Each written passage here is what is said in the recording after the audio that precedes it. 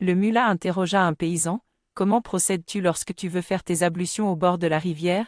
Eh bien, je me déshabille et je me plonge dans l'eau. N'oublies-tu pas que, même dans l'eau, tu dois te tourner vers la Mecque, c'est possible, mais c'est surtout du côté de mes vêtements que je lorgne, de peur qu'un voleur me les prenne. Quand j'ai demandé à mon maître Zenejo Takata, pourquoi attaches-tu ta ceinture de cette façon?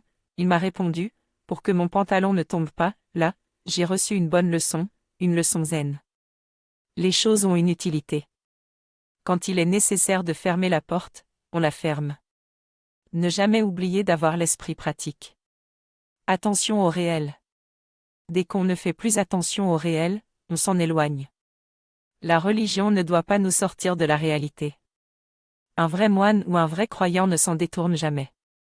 Il protège son bien et il reste constamment vigilant à tout ce qui se passe autour de lui. Dans notre famille, chaque fois que quelqu'un fait tomber une bouteille, renverse un verre ou glisse, les autres lui disent « Samouraï », et celui qui est l'objet de la remarque rougit de dépit parce qu'il s'est fait prendre.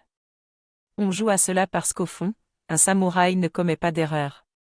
Il ne peut ni trébucher ni casser un verre. Il faut garder son attention toujours en alerte si l'on veut être un vrai mystique. À une époque, je suis allé voir Oscar Ichazo, le créateur de l'Arika Training. Comme je devais jouer le rôle d'un maître dans le film La Montagne Sacrée, je voulais qu'il m'apprenne à en interpréter un. Il est venu chez moi pour m'initier. Nous nous sommes installés dans ma bibliothèque. Nous étions seuls. Il m'a montré une poudre rouge, me précisant que c'était du LSD, puis il a préparé une cigarette de marijuana. J'avais 40 ans et je n'avais jamais pris ni l'un ni l'autre. Il m'a dit, je vais t'initier. Ceci est la base. Il a dilué le LSD dans du jus d'orange et m'a invité à le boire. Je l'ai pris en lui disant, pour mon travail, j'ai absolument besoin de garder les idées claires, alors j'espère que tu ne vas pas me faire exploser la tête, mais non. Fais-moi confiance.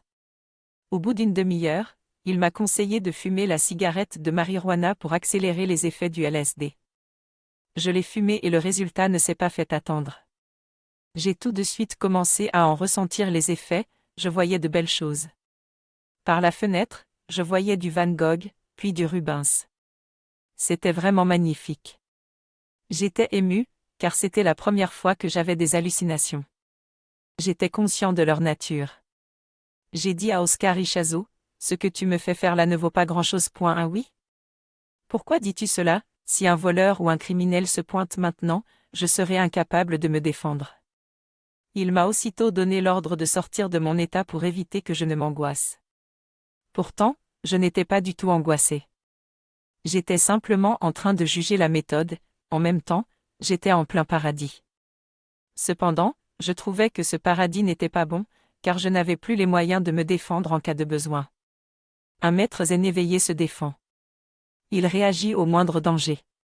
Si quelque chose tombe au-dessus de lui, il saute de côté pour se protéger. Il garde son instinct de conservation intact et alerte, car la vie est sacrée et la défendre l'est tout autant. Lorsque tu perds les moyens de défendre ta vie, tu suis un mauvais chemin. Cette idée est complètement zen. Les disciples de Ramakrishna diront peut-être que je me trompe, n'empêche que lorsque ce dernier tombait en transe pendant 6 mois, il fallait le nourrir à la petite cuillère. À quoi cela lui servait-il d'être en transe? À quelque chose peut-être, mais à moi, cela ne m'a rien apporté. Je ne voudrais pas rester en transe pendant 6 mois parce que j'ai une famille à nourrir. Il est vrai que si je suis un parasite de mes disciples, je peux le faire, mais cela sous-entend que pendant ce temps, ils doivent travailler pour moi.